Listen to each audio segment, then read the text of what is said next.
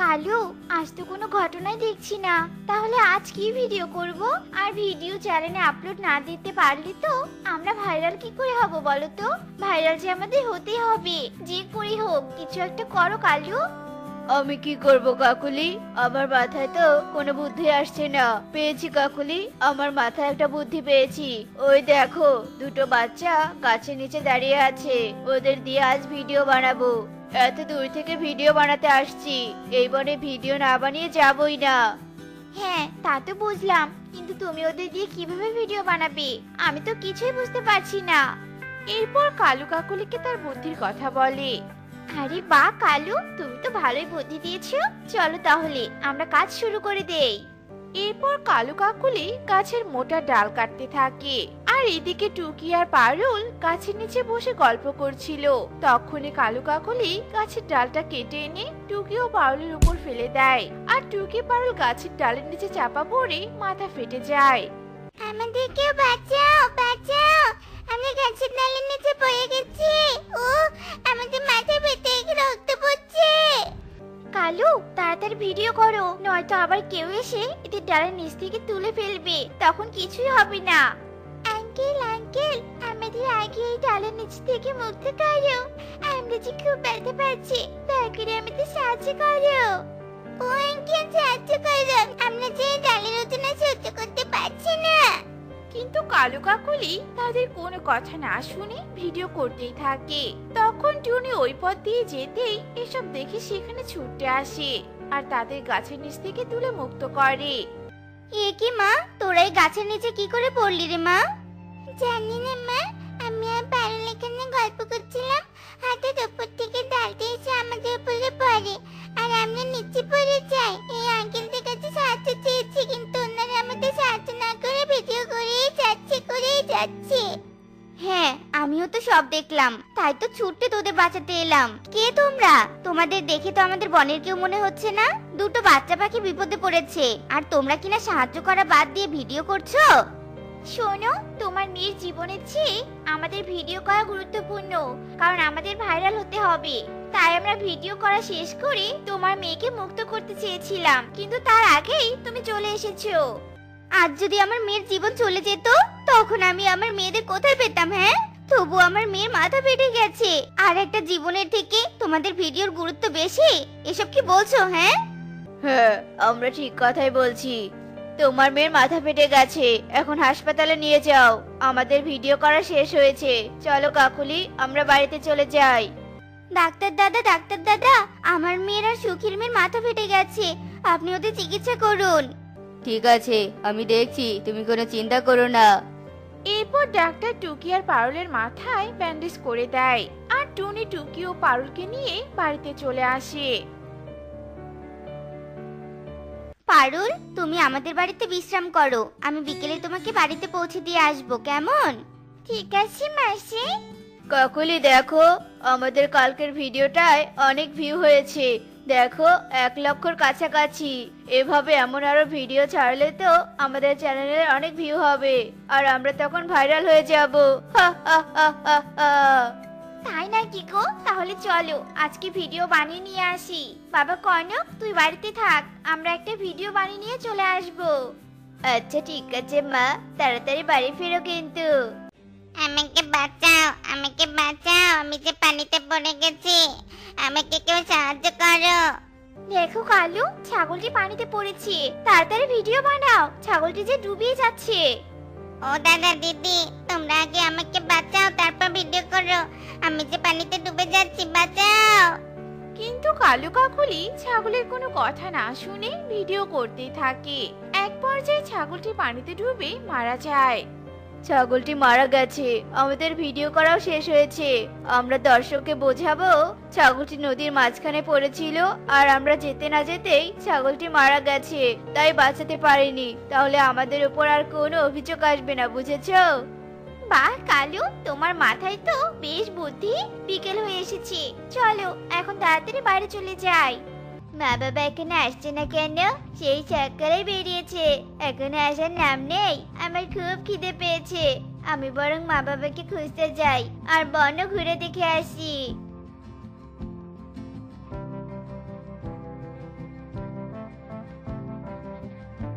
মা বাবাকে তো কোথাও পেলাম না। আমি এখন আমার বনের রাস্তাগুলোও তো ভুলে গেছি। এখন আমি বাড়ি ফিরবো কি করে? আমার তো এই বনে খুব ভালো লাগছে। বাবা মা কোথায় তোমরা? কনক এভাবেই বলতে থাকে আর কাঁদতে। সেই পথ দিয়ে টুনি বাড়ি ফিরছিল। কনককে এভাবে কাঁদতে দেখে টুনি কনকের সামনে আসে। কে তুমি বাবা? এখানে কাঁদছো কেন? তোমাকে তো এই বনে আগে কখনো দেখিনি। আমার বন অনেক দূরে। আমি এ বনে আমার মা বাবাকে খুঁজতে এসেছি, কিন্তু কোথাও মা বাবাকে খুঁজে পাইনি, আর আমার বনের রাস্তাও হারিয়ে ফেলেছি। ও আচ্ছা, তুমি কোনো চিন্তা করো না। এখন তুমি আমার সাথে আমার বাড়িতে চলো। তোমার মা বাবা তোমার খোঁজ নিতে এলে তাদের সাথে চলে যেও। তোমাকে অনেক ধন্যবাদ মাসিমা, আমাকে এভাবে সাহায্য করার জন্য।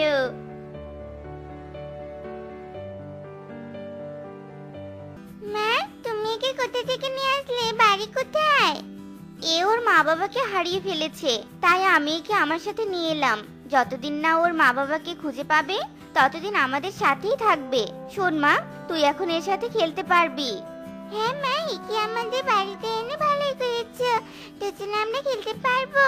চলো আমরা খেলতে চাই। আমার যে খুব খিদে পেয়েছে, আগে খাবো তারপর খেলবো। আচ্ছা ঠিক আছে, এসো তোমাকে খেতে দিচ্ছি। কনক, বাবা কনক, কোথায় গেলি রে বাবা? হয়তো ওর বন্ধুর বাড়িতে খেলতে গেছে। চিন্তা করো না, ঠিক চলে আসবে। তোমাদের বনে নদী দেখেছি।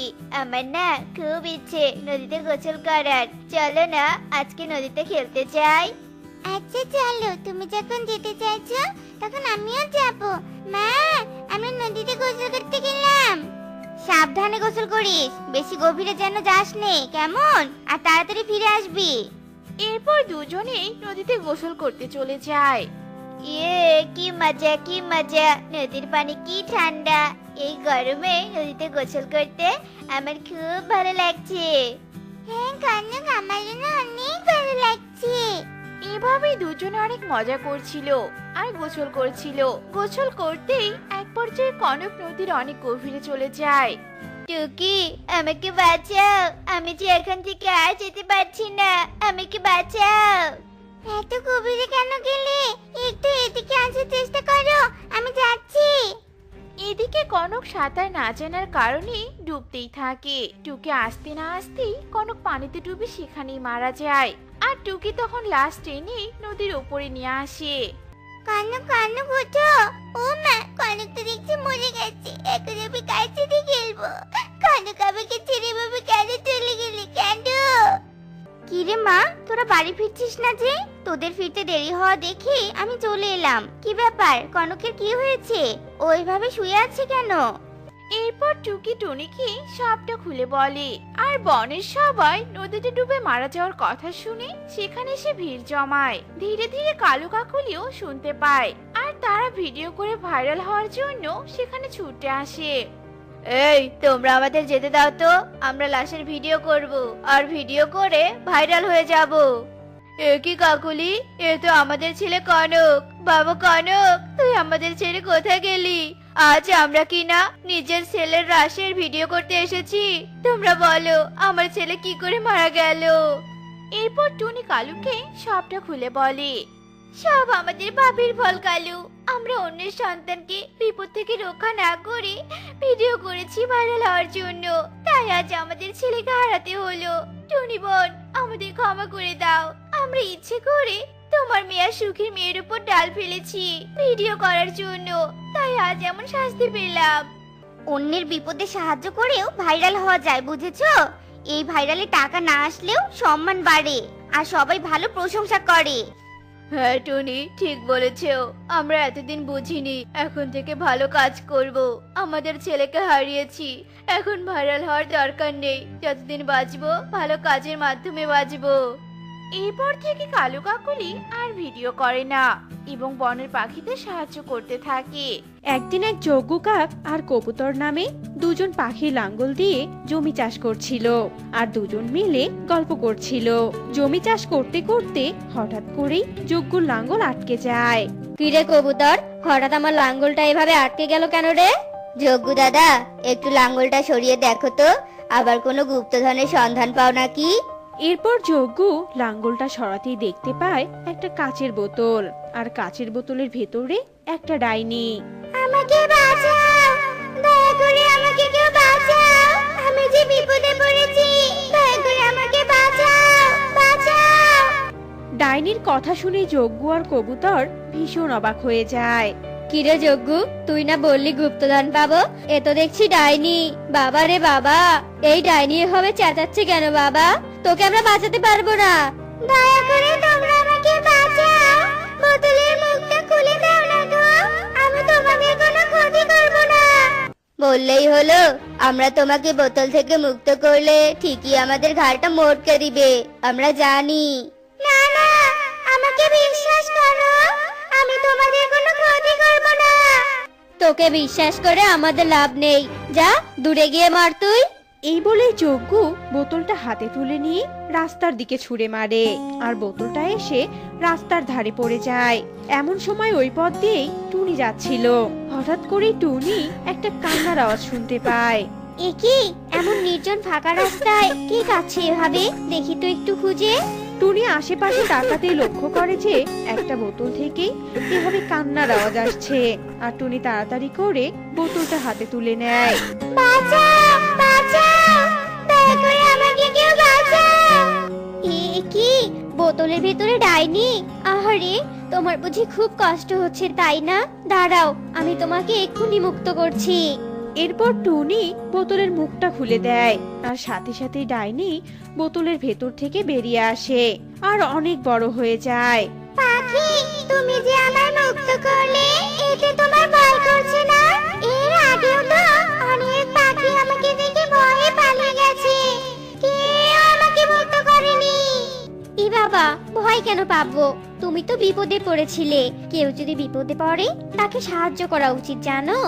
সত্যি পাখি, তুমি অনেক ভালো আর অনেক সাহসী। আমি বুঝেছি, তোমাকে দিয়ে আমি আমার 3 কন্যাকে রক্ষা করতে পারবো।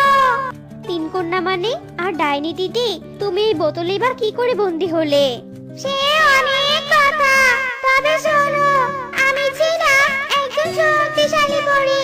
আমার মতো শক্তি পরিরাজ্যের কারোরই ছিল না।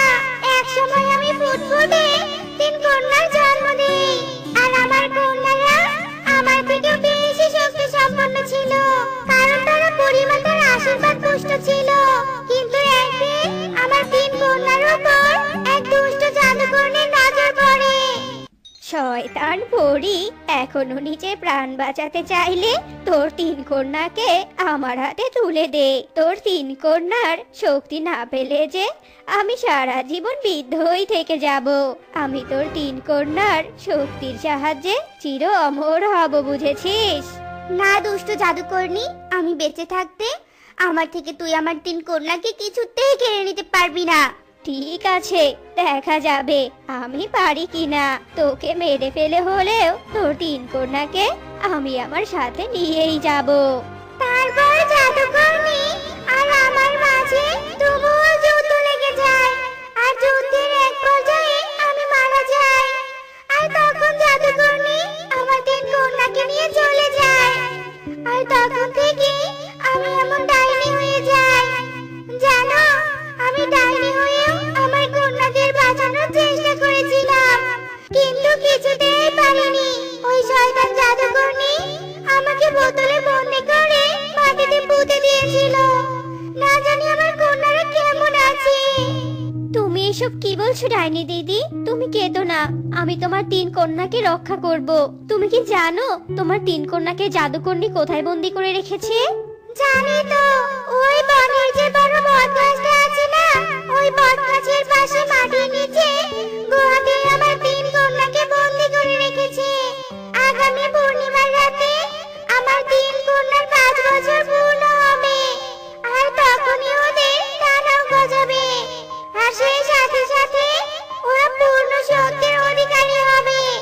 আর তখনই জাদুকরনী আমার 3 কন্যাকে মেরে ফেলে সব শক্তি নিজে করে নেবে।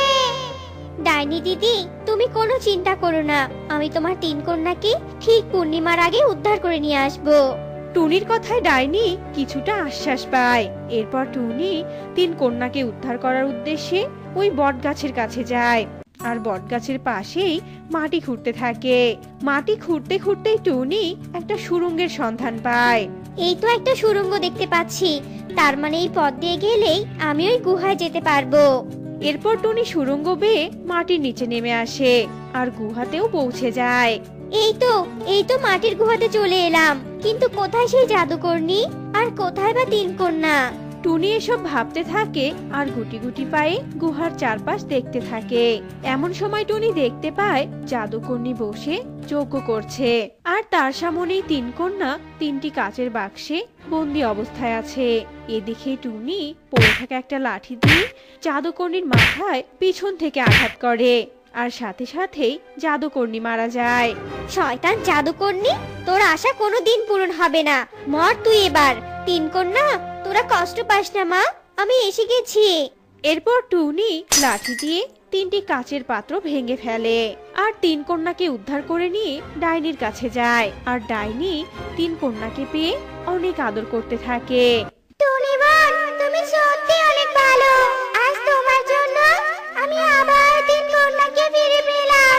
তবে বোন, আজ থেকে এই তিন কন্যার দায়িত্ব তোমার। আজ থেকে তুমি এই তিন কন্যাকে মায়ের আদর দিয়ে বড় করবে। আমার যে এখানে আর থাকা হবে না। ডাইনি তিন কন্যাকে টুনির হাতে তুলে দিয়ে সেখান থেকে চলে যায়। এরপর থেকে টুনি তিন পরিকন্যাকে অনেক আদর যত্নে বড় করতে থাকে। মায়ের ভালোবাসায় তিন কন্যা অনেক বড় হয়ে যায় আর অবশেষে পূর্ণিমার দিনও চলে আসে আর তিন পরিকন্যার ডানাও গজিয়ে যায়। মা, ও মা, এই দেখো আমাদের তিনজনের ডানা গজিয়েছে। আমরা এখন পূর্ণ শক্তির অধিকারী মা।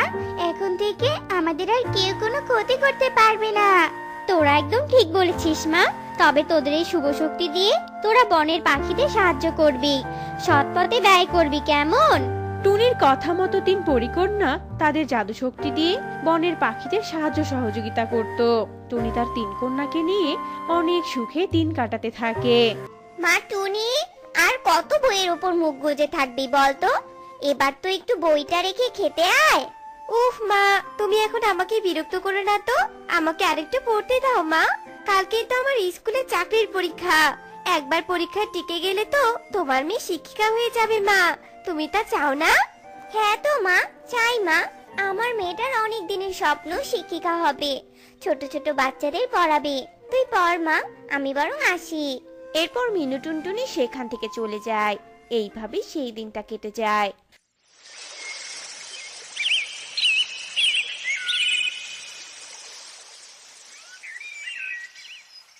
পরের দিন টুনি চাকরির পরীক্ষা দিতে যায়।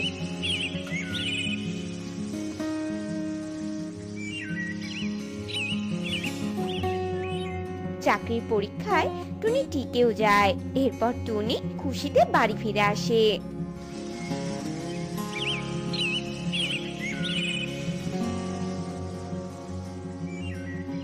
মা, আজকে আমি অনেক খুশি মা। আজকে আমার মনের আশা পূরণ হয়েছে। তোমার মেয়ে একজন শিক্ষিকা মা। কতদিন থেকে আমি স্বপ্ন দেখে আসছি। আমিও অনেক খুশি হয়েছি রে মা। এরপর মা মেয়ে মিলে অনেক খুশি হতে থাকে। এভাবেই সেই দিনটা কেটে যায়। আর রাতে যোগু কাকা আসে টুনির বাড়িতে। টুনি, এই টুনি, শুনে যা। কি হয়েছে যোগু দাদা, এত রাতে তুমি? শুনলাম তোর নাকি স্কুলে চাকরি হয়েছে, কাল জয়েন করবি। হ্যাঁ যোগু দাদা। শোন, তুই ওই চাকরিতে জয়েন করতে পারবি না। আমি স্কুলের কমিটিকে অনেক টাকা ঘুষ দিয়েছি, তোর বদলে কাকুলি জয়েন করবে। তাই তুই সবাইকে বলবি যে তুই নিজে থেকে চাকরি করবি না। এসব তুমি কি বলছো যোগ্য দাদা? আমি আমার নিজের যোগ্যতায় চাকরি পেয়েছি। আমি আমার স্বপ্নকে এভাবে নষ্ট করতে দিব না। টুনির এসব কথা শুনে যোগু কাক টুনিকে অনেক বোঝাতে থাকে, কিন্তু টুনি কোনো কথাই শোনে না। তোকে অনেক ভদ্রভাবে বুঝিয়েছি, কিন্তু তুই আমার কোনো কথাই শুনিসনি। ঠিক আছে, আমিও দেখব তুই কাল কি করে স্কুলে জয়েন করিস। এসব বলে যোগ্য কাক চলে যায়।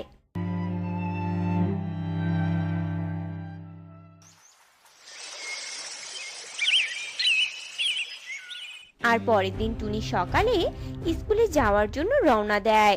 কিন্তু পথে যজ্ঞ কাকের ভাড়া করা গুন্ডারা টুনিকে গাড়ি চাপা দিয়ে সেখান থেকে পালিয়ে যায়, আর টুনি সেখানেই মারা যায়।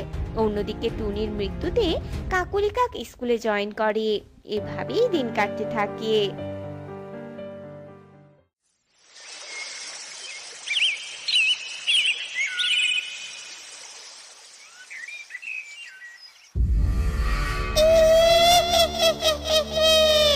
কি ভেবেছিস শয়তান যজ্ঞ?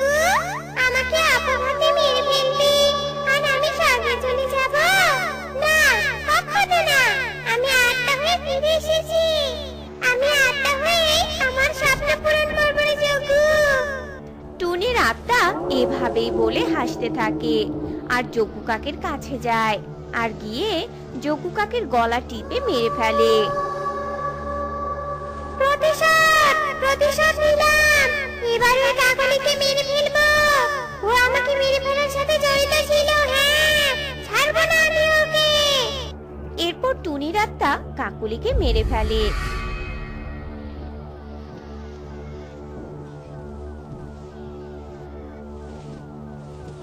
আর কাকুলির রূপ নিয়ে স্কুলে আসে আর ক্লাস করাতে থাকে। কাকুলির রূপে টুনি বাচ্চাদের অনেক ভালোবাসতো, অনেক যত্ন নিয়ে পড়াতো। বাচ্চারা, তোমরা অনেক দুষ্টুমি করেছো। এবার এসো, মন দিয়ে পড়া শুরু করো তো। এসো, আমি তোমাদের একটা মজার ছড়া শোনাবো। ম্যাডাম, সত্যি আপনি আমাদের একটা ছড়া শোনাবেন ম্যাডাম? ইয়ে, কি মজা!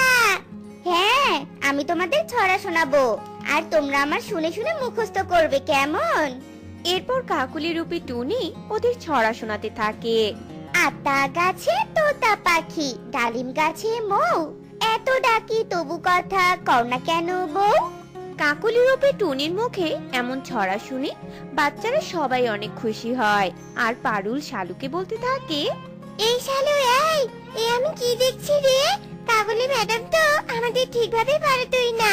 আমাদের কথায় কথায় অনেক বকতো, আমাদের মারতো। তাহলে ম্যাডাম এত ভালো হলো কি করে বলতো? আমিও তাই ভাবছি রে। ম্যাডাম তার মানে এখন থেকে আমাদের আর বকবে না, আমাদের অনেক ভালোবাসবে। কি মজা, ম্যাডাম পাল্টে গেছে। এখন ম্যাডাম অনেক ভালো হয়েছে। আগে ম্যাডাম পচা ছিল, এখন ভালো হয়েছে। তবে যাই বলিস না কেন, আমি আজ থেকে রোজ ম্যাডামের ক্লাস করব। এতদিন কি করেছি। কাকুলি রূপে টুনির এত ভালো ব্যবহার দেখে বাচ্চারা অনেক খুশি ছিল। আর এরপর থেকে কোনো বাচ্চাই স্কুল মিস করতো না। এতে করে সব বাচ্চাদের মায়েরাও অনেক খুশি ছিল। বাচ্চারা, তোমাদের যে বাসা থেকে অঙ্ক করে আনতে বলেছিলাম, করেছো? হ্যাঁ ম্যাডাম, আপনি একবার যে অঙ্ক আমাদের বুঝিয়ে দেন, সেটা আমরা কখনো ভুল করি না ম্যাডাম। তাই নাকি? তোমরা যে লক্ষ্মী ছেলে মেয়ে, তাই তো তোমরা অনেক ভালো পড়া বোঝো আর ভালো মেয়ের মতো হোমওয়ার্ক করে নিয়ে এসেছো। আপনি অনেক ভালো ম্যাডাম, আপনাকে আমরা সবাই অনেক ভালোবাসি। তোমাদেরও আমি অনেক ভালোবাসি। এবার এত প্রশংসা করতে হবে না, চলো এবার পড়াশোনা করি। সামনে তো তোমাদের পরীক্ষা। এরপর ওরা পড়াশোনা শুরু করে দেয়। কাকুলি রূপী টুনি বাচ্চাদের এত ভালোবাসা দিয়ে পড়াতো যে সব বাচ্চারা সবাই কাকুলি রূপী টুনির ভক্ত হয়ে যায়। সারাক্ষণ সবাই কাকুলি ম্যাডাম করতো। আর সব পরীক্ষায় বাচ্চারা অনেক ভালো রেজাল্ট করতো। একদিন শালু একটি আয়না নিয়ে আসে ক্লাসে। পারুল, পারুল দেখ আমার আয়নাটা কত সুন্দর। এই আয়নাতে মুখ দেখলে অনেক সুন্দর দেখা যায়, জানিস? বাচ্চারা যখন এইভাবে বলছিল, এমন সময় সেখানে কাকুলি রূপে টুনি আসে। ম্যাডাম, এই আয়নাটা দেখুন কত সুন্দর। আমার মা আমাকে কিনে দিয়েছে। এই বলে শালু যেই না আয়নাটা কাকুলি রূপী টুনির দিকে ধরে, তখনই শালু ভীষণ ভয় পেয়ে যায়। ম্যাডাম, আপনাকে আয়নাতে দেখা যাচ্ছে না। তার মানে আপনি একটা ডাইনি আত্মা। আমি সবটা বুঝতে পেরেছি। এবার আমি সবাইকে সবটা বলে দিব। না, তুমি কাউকে কিচ্ছু বলবে না। আমার কথাটা শোনো শালু। আর বাকিরা, তোমরাও আমাকে ভয় পেও না। আমি তোমাদের কোনো ক্ষতি করব না। না, আপনি ডাইনি, আপনি আমাদের খেয়ে ফেলবেন। আমরা আমাদের বাবা মাকে সবটা খুলে বলবো। চলো সবাই। টুনি সবাইকে অনুরোধ করতে থাকলেও বাচ্চারা ভয়ে কোনো কথাই শুনতে চায় না। এতে টুনি ভীষণ রেগে যায় আর ডাইনি রূপে ফিরে এসে শালুকে তুলে আছাড় মারে আর শালু ব্যথায় কাঁদতে থাকে। এই সুযোগে বাকি বাচ্চারা পালিয়ে সবার বাবা মাদের ডাকতে যায়। এদিকে টুনি একি একি এ আমি কি করলাম? আমি কি না শালুকে এভাবে মারলাম? আমি রাগের মাথায় এটা কি করলাম? আমাকে তুই ক্ষমা করে দে মা, আমি এক্ষুনি তোকে ঠিক করে দিচ্ছি। এরপর টুনি জাদু করে শালুকে ঠিক করে দেয় আর এদিকে সবার বাবা মাও চলে আসে। কোথায় ডাইনি ম্যাডাম, কোথায়? একদম তান্ত্রিক সহ নিয়ে এসেছি। আমাদের সন্তানদের ক্ষতি করা আজ একদম বোতলে বন্দি করব। বান্টির এমন কথা শুনে টুনির আত্মা ভীষণ ভয় পেয়ে যায়। বন্দি করো না, তোমরা আমাকে দয়া করে বন্দি করো না। আমাকে এভাবে শাস্তি দিও না তোমরা। আমার যে বাচ্চাদের ভালোবাসা দিয়ে পড়ানোর খুবই ইচ্ছে। আচ্ছা, তোর কথা কি করে বিশ্বাস করব? আর তোর পড়ানোর এত ইচ্ছে কেন বলতো? তুই ডাইনি হয়েও এভাবে বাচ্চাদের কেন পড়াচ্ছিস বল? আর কাকুলির রূপ নিয়েছিলি কেন তুই? কাকুলি কোথায়? এরপর টুনি ওর সাথে ঘটে যাওয়া অতীতের সব ঘটনা খুলে বলে। আমি আমার স্বপ্ন পূরণের জন্য এসব করেছি। তোমরা দয়া করে আমাকে বন্দি করো না। আমি ওদের ডাইনি হয়েই পড়াতে চাই। সব তো বুঝলাম, কিন্তু তোমাকে তো এই অবস্থায় দেখলে আমাদের বাচ্চারা ভয় পাবে। না বাবা, আমরা ম্যাডামকে ভয় পাবো না। ম্যাডাম অনেক ভালো, আমাদের অনেক ভালোবাসি জানো, আবার অনেক আদরও করে। তোমরা ম্যাডামকে বন্দি করো না। পারুলের কথায় সবাই রাজি হয়। এরপর থেকে টুনি ডাইনি ম্যাডাম হয়ে ওদের পড়াতে থাকে। নিয়ে যাও সবজি, তাজা তাজা সবজি। দাদারা দিদিরা নিয়ে যাও তাজা তাজা সবজি নিয়ে যাও। সেই সকাল থেকে হাঁকডাক করেই চলেছি, কিন্তু কেউ তো সবজি নিতেই আসছে না। না না, আজ আর মনে হয় না সবজি বিক্রি করতে পারবো। যাই, এখন বরং বাড়িতেই চলে যাই।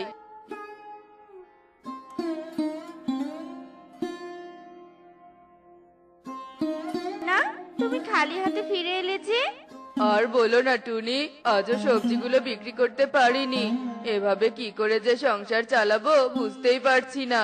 টোনা, আমাদের দুঃখের দিন কি কখনো শেষ হবে না? এত কষ্ট যে আর সহ্য করতে পারছি না।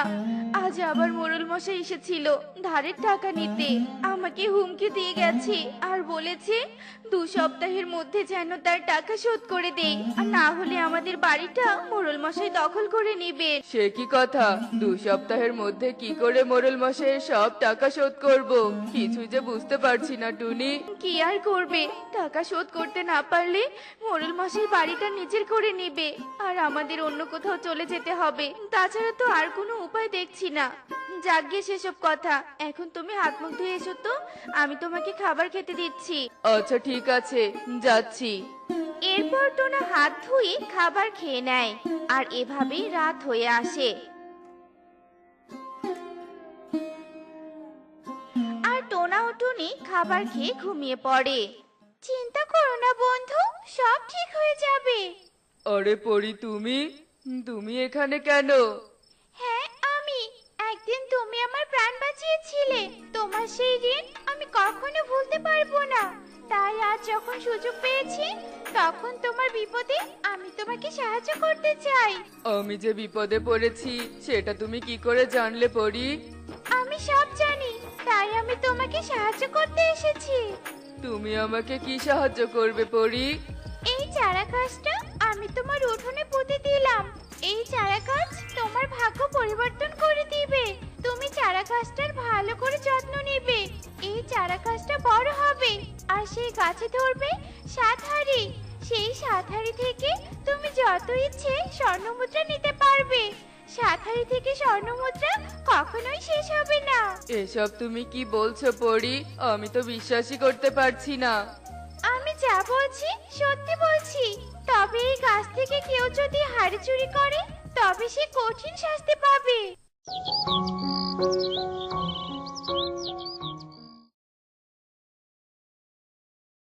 আরে, এখানে তো দেখছি সত্যি একটা চারা গাছ। তবে কি পরি সত্যি সত্যি এসেছিল? তাই হবে হয়তো। পরি বলেছে চারা গাছটার যত্ন নিতে। আমি এখন থেকে চারা গাছটার ভালোভাবে যত্ন নিব। এ কথা বলেই টোনা পানি নিয়ে আসে আর গাছের গোড়ায় দেয়। এভাবেই বেশ কিছুদিন কেটে যায়।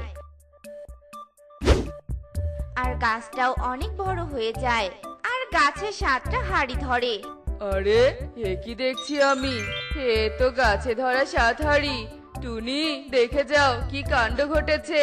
কি হয়েছে টোনা, এভাবে চিৎকার করছো কেন? টুনি দেখো দেখো, আমাদের গাছে 7 হাঁড়ি ধরেছে। আরে তাই তো দেখছি, কিন্তু এসব হলো কি করে? আমি তো কিছুই বুঝতে পারছি না টোনা। এরপর টোনা টুনিকে সব কথা খুলে বলে, আর সব শুনে টুনি বলতে থাকে, টোনা, এই 7 হাঁড়িতে কি সত্যি সত্যি স্বর্ণমুদ্রা আছে? হ্যাঁ টুনি, পরি তো আমাকে তাই বলেছিল। দাঁড়াও, আমি হাঁড়িগুলো দেখছি। কি গো টোনা, হাঁড়িগুলোতে সত্যি কি স্বর্ণমুদ্রা আছে? হ্যাঁ টুনি, হাঁড়িগুলোতে সত্যি সত্যি অনেক স্বর্ণমুদ্রা আছে। তাহলে তুমি এখান থেকে কিছু স্বর্ণমুদ্রা নিয়ে স্বর্ণকারের দোকানে বিক্রি করে এসো, আর মোড়ল মশাইয়ের সব টাকা শোধ করে দাও। এরপর টোনা গাছে ধরা 7 হাঁড়ি থেকে কিছু স্বর্ণমুদ্রা নেয়, আর সেগুলো বিক্রি করে অনেক টাকা পায়। টোনা, তুমি আর দেরি করো না, এবার মোড়ল মশাই টাকাগুলো দিয়ে এসো, নয়তো কে জানে কখন এসে আবার হুমকি দেয়া শুরু করবে। হ্যাঁ টুনি, তুমি ঠিক বলেছো। আমি এক্ষুনি মোড়ল মশাইয়ের বাড়িতে যাচ্ছি, আর ওনার টাকাগুলো ফিরিয়ে দিয়ে আসছি। কি ব্যাপার টোনা, আগের ধারের টাকাগুলো তো এখনো শোধ করতে পারিসনি, এখন আবার টাকা ধার নিতে এসেছিস? না মোড়ল মশাই, আপনি ভুল ভাবছেন। আমি আপনার কাছে টাকা ধার নিতে আসিনি, আমি তো ধারের টাকাগুলো শোধ করে দিতে এসেছি। এই নিন মোড়ল মশাই, আপনার টাকা। ও আচ্ছা, টাকা দিতে এসেছিস? কিন্তু এত টাকা তুই কোথায় পেয়েছিস? চুরি করিসনি তো আবার? মোড়ল মশাই, আমি টাকা কোথায় পেয়েছি তা জেনে আপনার কাজ নেই। আপনি আমার কাছ থেকে টাকা পান, আমি টাকা দিয়ে গেলাম। এ কথা বলে টোনা মোড়লকে টাকা দিয়ে সেখান থেকে চলে যায়, আর মোড়ল মনে মনে বলতে থাকে, কি ব্যাপার, টোনা এতগুলো টাকা কোথায় পেলো? ব্যাপারটা কেন জানি ঠিক লাগছে না। টোনার ওপর নজর রাখতে হবে। যে টোনা হাত পেতে আমার কাছ থেকে টাকা নিয়ে যায়, সে আজ আমার মুখের ওপর টাকা ছুঁড়ে দিয়ে গেল। এটা আমি কিছুতেই মেনে নিতে পারছি না। এভাবেই সেই দিন কেটে যায়। আর পরের দিন টোনা আবারও গাছে ধরা 7 হাঁড়ি থেকে কিছু স্বর্ণ মুদ্রা নেয়, আর গরিব অসহায় পাখিদের সাহায্য করে।